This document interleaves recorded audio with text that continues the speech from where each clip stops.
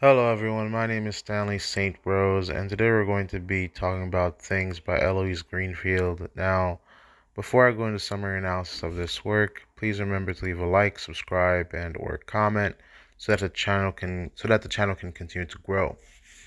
All right. This poem is very playful. Let's just not beat around the bush here and really get to it. It's really talking about there are things, material things in this life that don't last, like candy or going to the beach, sand, things like that. We go to them, we spend time with them, or we have them, and then they disappear. But a poem is something that can last, and it's more permanent. So this poem is definitely looking at things that can last forever, and things that does not. Food, certain pleasures in life, they're fleeting. You don't have them for long. People enjoy them, and you have them for when you have them, and then they're just gone, which is quite fascinating because, well, that's pretty much life. It's like you have something for a while, and then it's gone, and you don't get it back. But the things that are everlasting, the things that last forever, those things are more valuable. The poem is definitely saying that. In terms of deeper meaning and analysis, I think that's what the poem is referring to. That as you grow up, you'll find things that you definitely enjoy, things you don't want to live without. But what's more valuable are the things that we can hold on to. The speaker, the poem here uses in a poem how poems can last for a very long time. I mean, you can have candy, but as soon as you're done eating it, it's gone.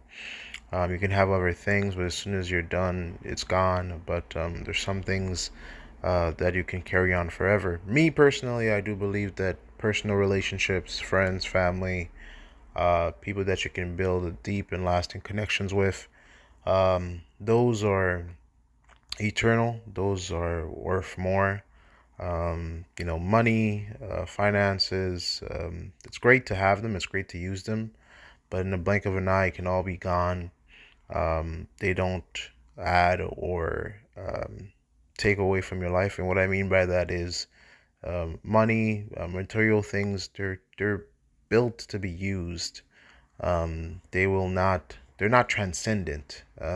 They're just for earthly use. There are things that you have now that you won't have 10 years later.